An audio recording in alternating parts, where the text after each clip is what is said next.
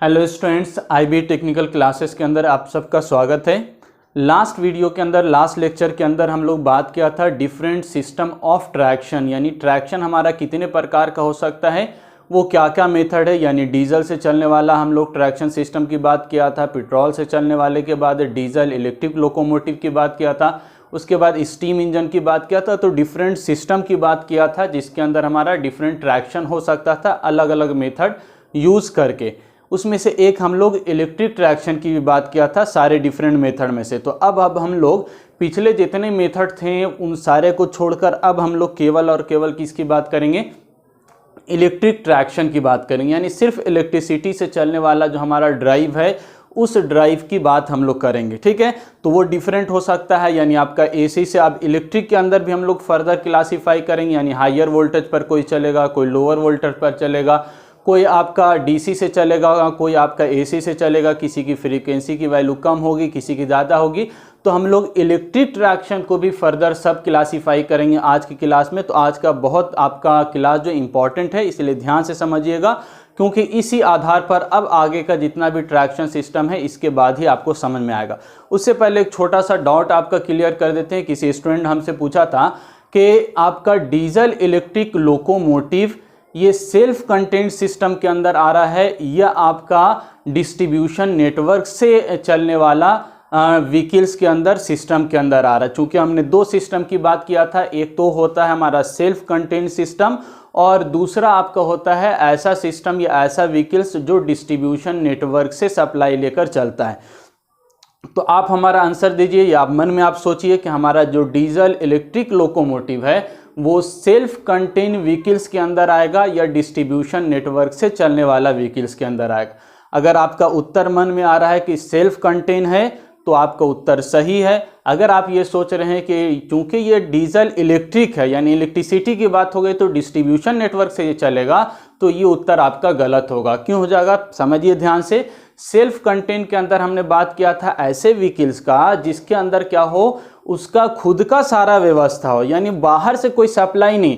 Diesel electric locomotive के अंदर diesel और इलेक्ट्रिसिटी भी जनरेट होता है, लेकिन ये इलेक्ट्रिसिटी हम लोग कहाँ से, बाहर से डिस्ट्रीब्यूशन से नहीं ला रहे हैं। क्या होता था उसके अंदर, एक डीजल हम लोग इंजन लगाए हुए हैं, डीजल जैसे उसमें डाला मैकेनिकल एनर्जी प्रोड्यूस हुआ और वो मैकेनिकल एनर्जी किसको दे दिया, हम लोग जनरेटर को दे दिया। जनरेटर इलेक्ट्रिसिटी प्रोड्यूस कर दिया और वो इलेक्ट्रिसिटी किसको मिल गया, मोटर को मिल गया। डायग्राम आपको याद होगा तो सब समझ में आ रहा होगा।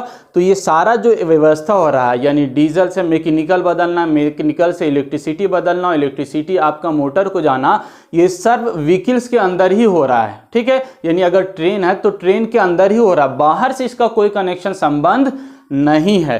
तो ऐसा सिस्टम जिसका संबंध केवल इंजन के अंदर या केवल व्हीकल्स के अंदर सारा व्यवस्था है तो वो क्या कहलाएगा, आपका सेल्फ कंटेंट सिस्टम कहलाएगा।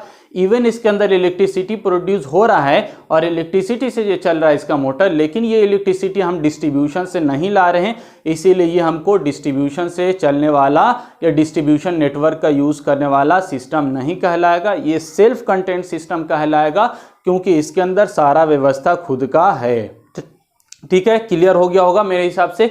अब आते हैं इलेक्ट्रिफिकेशन। आप समझिए फिर से, क्योंकि अब तक इलेक्ट्रिफिकेशन की बात हमने पहले भी किया था और फिर से इलेक्ट्रिफिकेशन की बात कर रहे हैं, क्योंकि अब जो डिफरेंट सिस्टम की बात हो रही उसमें केवल और केवल हम लोग इलेक्ट्रीफाइड ट्रैक की बात करेंगे जिसके अंदर इलेक्ट्रिसिटी हम लोग प्रोवाइड कर रहे हैं। तो इलेक्ट्रिफिकेशन किसको कहा जा रहा है, तो परिभाषा लिखा गया है, a railway electrification system supply electrical power to the railway trains and trams. ये ट्रम्स क्या होता है ये हम लोग आगे बात करेंगे। थोड़ा सा डिफरेंस आपका रेलवे ट्रेन एंड ट्रम्स के अंदर, और इसके अलावा आपका इलेक्ट्रिक बसेस भी होता है, तो थोड़ा थोड़ा डिफरेंसेस है, वो सारी बात आगे आपको क्लियर हो जाएगी।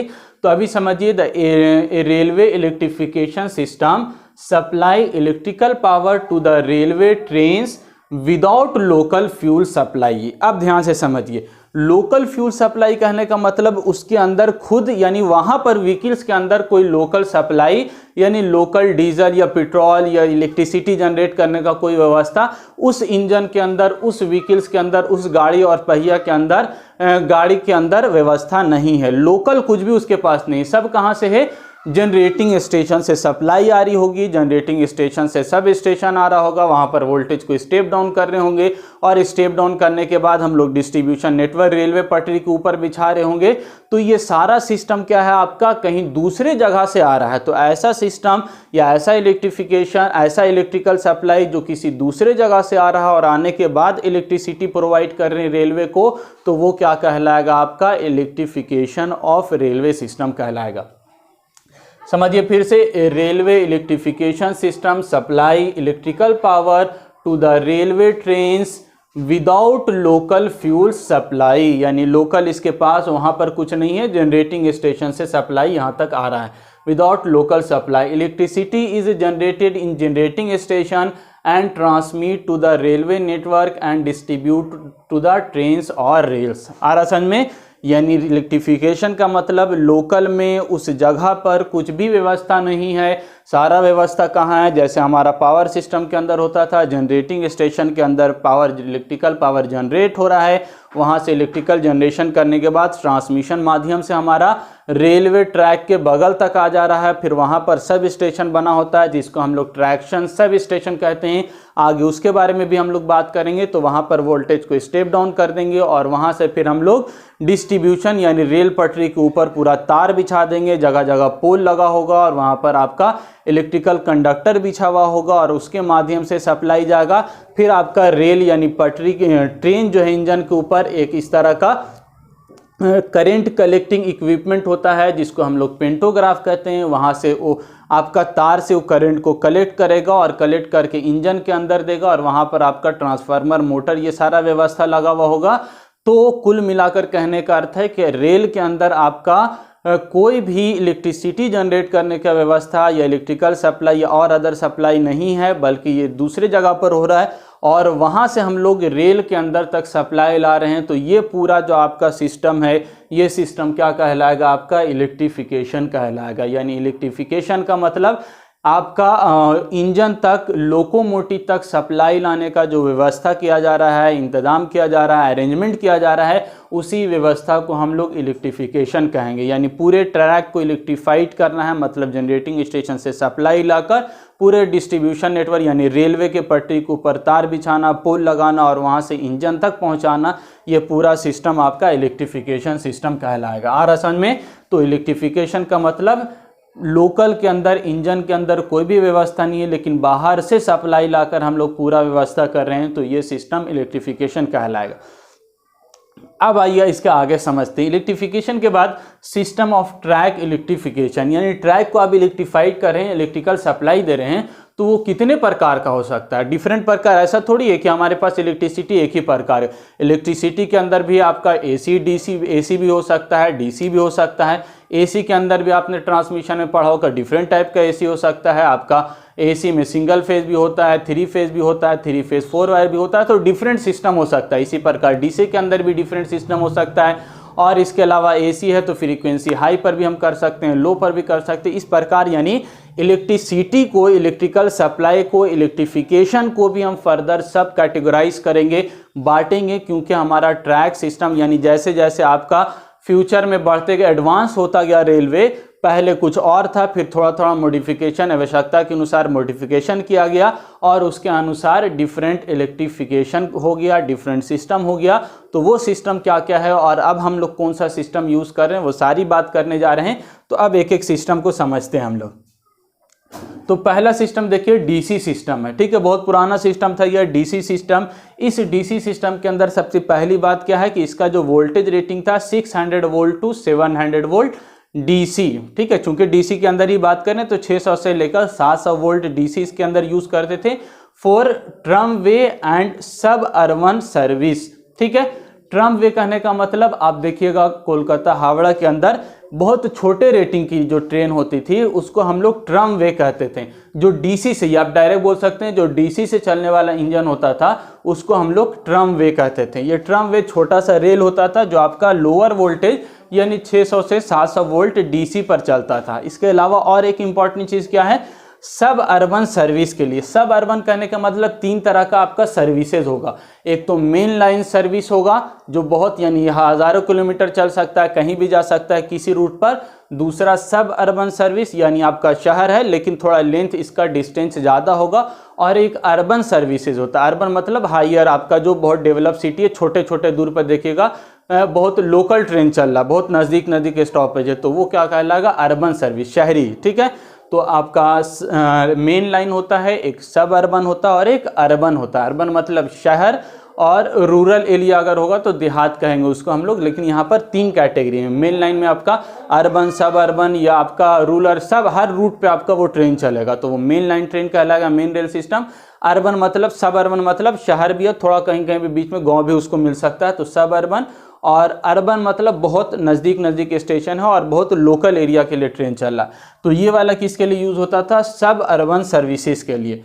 और एक इम्पॉर्टेंट चीज़ क्या है, थर्ड रेल सिस्टम के लिए यूज़। 600 से 700 वोल्ट हम लोग जो बात कर रहे हैं ये थर्ड रेल सिस्टम के लिए। अब थर्ड रेल क्या है, शुरू में हमने आपको बताया था, देखा होगा अपनी इमेज के अंदर भी दिखाया था हमने कि 2 आपका पटरी बिछा हुआ होगा, ट्रेन रेल जिसको हम लोग कहते हैं 2 पटरी, और तीसरा एक अलग से हम लोग पटरी बिछाते हैं। वो पटरी क्या करेगा आपका, उस पर पहिया नहीं चलेगा, उस पर क्या होगा, वहाँ से हम लोग करंट कलेक्शन का काम करेंगे, उसमें सप्लाई जाता रहता है, वहाँ से सप्लाई लेंगे और इंजन को हम लोग सप्लाई देंगे। तो तीसरा थर्ड रेल सिस्टम कहलाएगा। तो ये जो हमारे पास था पहला सिस्टम डीसी ट्रैक, जहाँ से 600 से 700 वोल्ट हम लोग लेते थे, वो आपका क्या होता था, ट्रमवे के लिए यूज़ करेंगे, सब अर्बन सर्विसेज के लिए यूज़ करेंगे, और थर्ड रेल सिस्टम इसके अंदर डिस्ट्रीब्यूशन नेटवर्क के लिए हम लोग थर्ड रेल सिस्टम का उपयोग, यानी ओवरहेड तार बिछा हुआ नहीं होगा, इसके लिए क्या किया जाएगा, तीसरा पटरी बिछा हुआ होगा और वहाँ से हम लोग करंट कलेक्शन का काम करेंगे।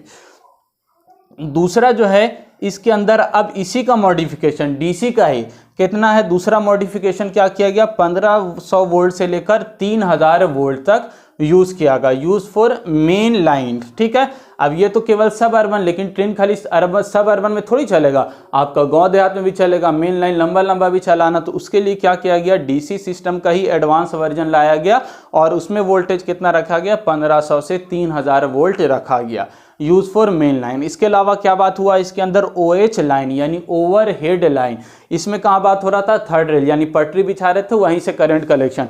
लेकिन इस सिस्टम के अंदर क्या होगा, ओवरहेड लाइन यानी जो OHE होता है, जैसे अभी आप लोग देख रहे हैं, उसी प्रकार का यहाँ पर डीसी के लिए भी यूज होता था पहले, जिसको हम लोग ओवरहेड लाइन कहेंगे, और उसकी वोल्टेज रेटिंग कितनी होगी, 1500 से लेकर 3000 वोल्ट डीसी होगी। ठीक है, ये सेकंड पॉइंट हो गया डीसी से रिलेटेड। और क्या पॉइंट है इसके अंदर, यहाँ पर जो मोटर यूज होगा वो कौन सा मोटर होगा, DC series motor is use. DC system है मतलब कौन सा मोटर यूज करेंगे, डीसी सीरीज मोटर यूज करेंगे, क्योंकि डीसी में भी बहुत सारा मोटर होता है, शंट मोटर भी है, कंपाउंड मोटर भी है, डिफरेंशियल मोटर भी है, इसी तरह और डिफरेंट। लेकिन हम लोग डीसी में कौन सा मोटर यूज कर रहे हैं, डीसी सीरीज मोटर यूज करेंगे, क्योंकि डीसी सीरीज मोटर क्या है, आपका बहुत हाई स्टार्टिंग टॉर्क इसके पास होगा। आपने पढ़ा होगा मशीन में, DC motor has highest starting torque. तो डीसी मोटर के पास और लोकोमोटिव को बहुत हाई स्टार्ट, क्योंकि वेट बहुत ज़्यादा होता है, वजन ज़्यादा होता है, पब्लिक का लोड होता है, तो आपका स्टार्टिंग टॉर्क बहुत ज़्यादा चाहिए, इसीलिए हम लोग डीसी सीरीज मोटर को इसके लिए यूज़ करते थे डीसी सिस्टम में। अब क्या है next, spacing between sub station. अब जो सप्लाई आ रही है वो सप्लाई ट्रांसमिशन लाइन से आया तो बहुत हायर वोल्टेज होता था, उसको फिर स्टेप डाउन करना होगा, और उसके बाद फिर हम लोग डिस्ट्रीब्यूशन यानी रेल के ऊपर हम लोग क्या करेंगे, तार बिछाते थे। ठीक है, तो वहाँ पर क्या जगह जगह पर स्टेशन, सब स्टेशन हम लोग बनाते हैं, जिसको हम लोग ट्रैक्शन सब स्टेशन कहेंगे। तो ये ट्रैक्शन सब स्टेशन का डिस्टेंस कितना हो, कितना दूरी पर हम लोग इसको बनाएंगे, तो उसके लिए क्या लिखा गया है, यदि 600 वोल्ट का है सप्लाई, डिस्ट्रीब्यूशन नेटवर्क में 600 वोल्ट यूज़ कर रहे हैं, तो हर जगह पर कितना होगा, 3 to 5 किलोमीटर, सॉरी केवी नहीं, किलोमीटर अपार्ट, यानी एक सब स्टेशन से दूसरे सब स्टेशन की जो दूरी होगी वो कितना होगा, 3 से 5 किलोमीटर होगा। यानी एक सब स्टेशन यहाँ पर बना है तो दूसरा 5 किलोमीटर के बाद बनाना होगा, उससे अधिक डिस्टेंस नहीं ले सकते हैं आप। दूसरा आपका 1500 वोल्ट से लेकर 3000 वोल्ट वाला जो है उसके लिए कितना, 15 to 40 किलोमीटर अपार्ट, यानी 15 किलोमीटर से 40 किलोमीटर तक के डिस्टेंस पर आप क्या कर सकते हैं, बना सकते हैं सब स्टेशन। 40 किलोमीटर से अधिक दूरी पर नहीं बनाएंगे आप, 40 किलोमीटर के रेंज में आपको क्या करना होगा, एक दूसरा सब स्टेशन बनाना होगा। ठीक है, अब इन दोनों में थोड़ा सा समझ लिया ऐसा क्यों हो रहा है। एक के लिए हम बोल रहे हैं कि 5 से 5 ही किलोमीटर बनाना, एक में दूसरे में 40 किलोमीटर तक हम जा सकते हैं। तो इसका उत्तर आंसर ये होगा कि इसमें चूंकि 600 वोल्ट है, तो 600 वोल्ट है, इसका मतलब करंट की वैल्यू क्या है, इसके अंदर ज़्यादा होगी, वोल्टेज कम है, करंट ज़्यादा है, तो ड्रॉप VIR ड्रॉप क्या होगा आपका, अधिक होगा। जबकि इसके अंदर वोल्टेज रेटिंग बढ़ा दिया हमने, 3000 वोल्ट तक हम इसके अंदर ले सकते हैं, तो करंट की वैल्यू कम होगी, यानी V = IR ड्रॉप कम होगा। ड्रॉप कम तो हम लोग ज़्यादा डिस्टेंस तक इसको कवर कर सकते हैं, सब स्टेशन बना सकते हैं। तो इसमें वोल्टेज इसमें कम है, उसमें ड्रॉप ज़्यादा होता है, इसीलिए नज़दीक नज़दीक सब स्टेशन बना होगा। और जिसमें वोल्टेज अधिक है उसमें आपका ड्रॉप कम होगा, तो आप थोड़ा दूर दूर पर भी सब स्टेशन बनाएंगे तो आपको दिक्कत नहीं होगा। ये डीसी से रिलेटेड सारी बात हो गई। और एक इम्पॉर्टेंट चीज़ क्या है, नो इंटरफेरेंस। चूँकि डीसी है तो डीसी के अंदर कोई इंडक्टिव इफेक्ट नहीं, इसीलिए जो कम्युनिकेशन सिस्टम है, कम्युनिकेशन लाइन है, उस कम्युनिकेशन लाइन के साथ कोई भी इंटरफेरेंस नहीं करेगा, कोई भी हस्तक्षेप उसके साथ किसी भी प्रकार का इफेक्ट प्रभाव आपका कम्युनिकेशन लाइन के अंदर यानी टेलीफोनिक लाइन के अंदर या इंटरनेट के लाइन के अंदर कोई भी प्रॉब्लम क्रिएट डीसी सिस्टम नहीं करेगा। तो ये डीसी से रिलेटेड सारी बात हो गई। एक बार देख लीजिए, आपको समझ में आ रहा होगा सारा चीज़। डीसी में क्या क्या आपका हमारे पास प्रभाव होता है, क्या क्या किस तरह से हम लोग अरेंजमेंट करते हैं, ये डीसी से रिलेटेड सारी बात हो गई। अब आइए एसी के अंदर। एसी में भी डिफरेंट होगा। एसी में हमारे पास डिफरेंट सिस्टम के अंदर जो पहला सिस्टम है उसको हम लोग एसी सिस्टम कहेंगे या सिंगल फेज एसी सिस्टम कहेंगे। ठीक है, अब चूंकि ट्रांसमिशन 3 फेज होता है, लेकिन रेलवे के अंदर हम लोग सिंगल फेज की बात करेंगे और 3 फेज वाला सिस्टम भी है, वो भी देखेंगे हम लोग। तो इसके अंदर क्या क्या चीज़ें हैं वो पहले समझ लिए। तो पहला बात क्या लिखा गया, in this system voltage is use 15 kV to 25 kV। पहला बात क्या है, 15 से लेकर 25 किलो। अच्छा, ये भी आप पूछ सकते हैं कि इतना वोल्टेज आप कम ज़्यादा क्यों ले रहे हैं। तो हम कुछ नहीं कर रहे हैं, ये एक्सपेरिमेंट किया गया। पहले डीसी कम वोल्टेज पर किया गया, फिर देखा गया ड्रॉप ज़्यादा हो रहा है, ये वो हो रहा है, तो थोड़ा सा मोर एडवांटेज के लिए हम लोग वोल्टेज बढ़ा दिया। उसके बाद लगा कि नहीं, एसी में और ज़्यादा वोल्टेज बढ़ा सकते हैं ट्रांसफार्मर यूज़ करके। तो एसी का माध्यम से यूज़ करके हम लोग क्या कर लिया, वोल्टेज को और बढ़ा लिया। यहाँ पर कितना बात हो रहा था, केवल बहुत कम वोल्टेज का आपका ये पहला तो बहुत कम था वोल्टेज, और दूसरा बढ़ाया भी तो कितना 3000 kV यानी 3 kV तक। लेकिन यहाँ पर कितना kV की बात कर रहे हैं, 15 kV टू 25 kV, 25,000 वोल्ट, यानी बहुत अधिक हो गया। तो इसका एडवांटेज भी आपको मालूम होगा, हायर वोल्टेज पर बहुत एडवांटेज हमको मिलता है, जो नेक्स्ट लेक्चर के अंदर हम लोग बात करेंगे ट्रैक्शन के लिए क्या क्या एडवांटेज मिलेगा हमको। तो in this system voltage is use for 15 kV to 25 kV। और दूसरा बात, फ्रीक्वेंसी कितना रखा है, कम रखा है, 16 पॉइंट समथिंग हर्ट्स है और या 25 हर्ट्स है। 2 तरह का हर्ट्स फ्रीक्वेंसी ले सकते हैं। वोल्टेज भी आपका 15 से 25 kV तक लिया गया। तो ये पहला एसी सिस्टम के अंदर ऐसा लिया गया, ठीक है, जो एक्सपेरिमेंट किया गया था उसके अंदर। तो ये तो फर्स्ट पॉइंट हो गया, सिंगल फेज एसी सिस्टम के अंदर पहला चीज़ की जो वोल्टेज रेटिंग है वो 50 kV से 15 kV से 25 kV तक लिया गया, और जो फ्रीक्वेंसी है 16 पॉइंट से 25 kV तक। दूसरा बात, अब इसके अंदर जो मोटर यूज़ हो रहा है वो मोटर कौन सा यूज़ हो रहा है, AC series motor use. DC वाला भी करेंगे लेकिन वो अलग एक्सपेरिमेंट है। लेकिन चूंकि यहाँ पर एसी सप्लाई, तो एसी से डीसी कन्वर्ट करना थोड़ा दिक्कत है, तो इसीलिए डायरेक्ट इसके अंदर एसी मोटर का यूज़ किया गया और एसी सीरीज मोटर का यूज़ किया गया। चूंकि हमारे पास सप्लाई कैसे आ रही है, एसी सप्लाई आ रही है, ठीक है। तो ये दूसरा पॉइंट हो गया, AC series motor is use. तीसरा क्या बात किया गया, prefer for main line. Main line के लिए प्रीफर क्यों कर रहे हैं, क्योंकि वोल्टेज रेटिंग क्या है, बहुत अधिक हो गया। अब ड्रॉप कम होगा, इसके अंदर ड्रॉप कम होगा, तो बहुत लंबे लेंथ, लॉन्ग लेंथ के लिए भी हम इसको प्रीफर कर सकते हैं। लेकिन ये देखिए आपका छोटा लोअर वोल्टेज, इसीलिए क्या सब अर्बन सर्विस के लिए प्रीफर कर रहे थे। लेकिन चूंकि ये आपका क्या है, बहुत हायर वोल्टेज पर ड्रॉप कम है, आप लॉन्ग डिस्टेंस भी ट्रैवल कर सकते हैं, वोल्टेज ड्रॉप कम होगा, तो इसलिए हम लोग क्या करेंगे, इसको प्रीफर फॉर मेन लाइन, यानी कहीं भी जा सकता है, लॉन्ग डिस्टेंस ये कवर कर सकता है। अब देखिए इसके अंदर और एडवांटेज हमको क्या मिला, single phase AC voltage system के अंदर। तो अब पहले वाले सिस्टम की तुलना में वोल्टेज हम क्या कर दिया, बहुत अधिक कर दिया है, बढ़ा दिया है। तो आपको मालूम होगा जैसे वोल्टेज बढ़ा देते हैं तो करंट की वैल्यू क्या हो जाती है, घट जाती है। तो करंट घटा दिया हम लोग, तो करंट घटने की वजह से जो वोल्टेज ड्रॉप था वो वोल्टेज ड्रॉप क्या हो गया, घट गया। ध्यान से समझिएगा, इंपॉर्टेंट चीज़ है ये। वोल्टेज बढ़ाने से हमारे पास करंट की वैल्यू घटती है ट्रांसफार्मर के अंदर, और आपका जैसे घटा तो आपका वोल्टेज ड्रॉप घटा, और वोल्टेज ड्रॉप घटने से आपका रेगुलेशन भी बढ़िया हो जाएगा, वोल्टेज रेगुलेशन, और साथ ही साथ करंट आपका कम होने की वजह से जो लॉसेज है, कॉपर लॉसेज, I²R लॉसेज, वो भी क्या हो जाएगा, कम हो जाएगा। ठीक है, तो ओवरऑल समझ में आ रहा है, इस सिस्टम के लिए सारा क्या हो गया, अच्छा होता जा रहा है। ठीक है, इसके अलावा हम लोग दूसरा काम क्या किया, इसके अंदर फ्रीक्वेंसी कम किया है। तो फ्रीक्वेंसी कम करने से क्या फायदा होगा, तो नॉर्मल फ्रीक्वेंसी कितनी होती है, 50 हर्ट्ज सप्लाई होती है, लेकिन इसके अंदर एसी सिंगल फेज सिस्टम के अंदर फ्रीक्वेंसी कितना ले रहे हैं, 16 पॉइंट समथिंग हर्ट्ज ले रहे हैं या 25 के। तो फ्रीक्वेंसी कम लेने से हमको क्या फायदा मिल रहा है, एक तो फ्रीक्वेंसी कम लिया, उसके कारण एक्सेल की वैल्यू कम हो जाएगी। आपको मालूम है एक्सेल इक्वल टू क्या होता है फॉर्मूला, 2πfl, यानी आपका फ्रीक्वेंसी कम तो एक्सेल की वैल्यू क्या हो जाएगी, कम हो जाएगी।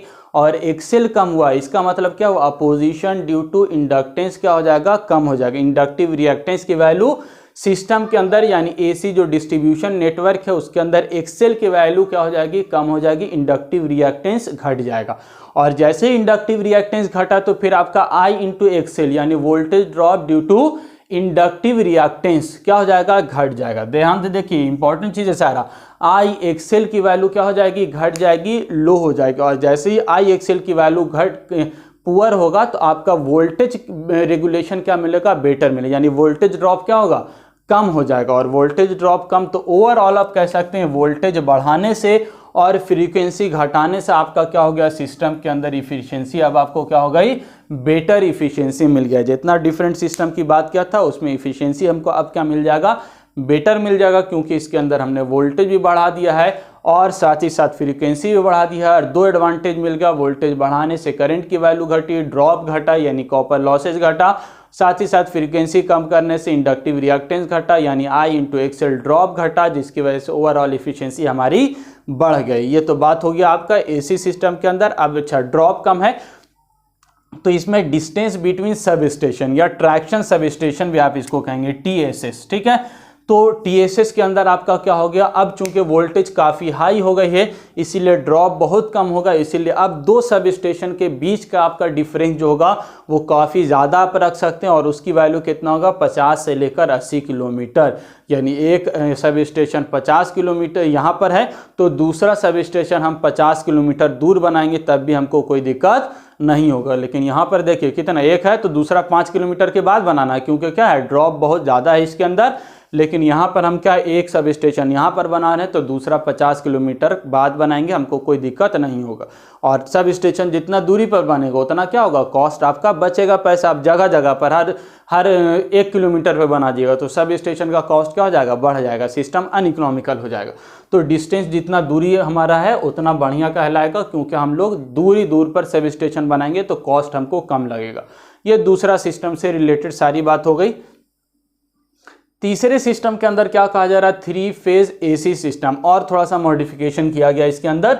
अब इस वाले सिस्टम के अंदर आप कह सकते हैं डिसएडवांटेज आपको क्या मिल रहा है कि हम लोग एसी सीरीज मोटर, और कौन सा सिंगल फेज सप्लाई है तो single phase AC series motor use कर रहे हैं, तो इसमें मोटर की क्षमता उतना ज़्यादा अधिक नहीं है। तो उसी को थोड़ा सा बढ़ाने के लिए क्या किया गया, 3 फेज एसी सिस्टम का यूज किया गया। तो अब 3 फेज एसी सिस्टम में क्या क्या है, तो पहला चीज 3 phase system uses 3 phase induction motor, सबसे पहला बात तो यही हो गया।